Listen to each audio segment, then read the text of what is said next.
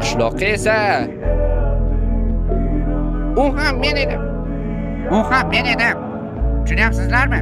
Shuncha vaqtdan beri qishloqqa va artefakt bitta odam edi. Unda qishloqni kim boshqarardi deyishingiz mumkin. Bu savolga ham albatta javob beraman. U haqida to'liq gapirib berayotgan ekanman, bu savolga ham albatta javob berishim kerak.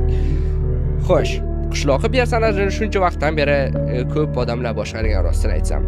Uni har safar har xil odamlar boshqarishi mumkin edi. Kimni vaqti bo'lsa, masalan, Shohruxning vaqti bo'lsa, Shohruxga Minecraft o'ynab o'raylik. Mana shu qishloqqa ko'rinishda bo'lib turasan derdim. U ham necho derdi. Husanga aytishim mumkin edi. Hattoki jiyanimga aytsam ham u ham o'ynab berishi mumkin edi. Lekin ba'zi paytlarda men hattoki hech kimni chaqirmasdan mod ishlatishim ham mumkin edi.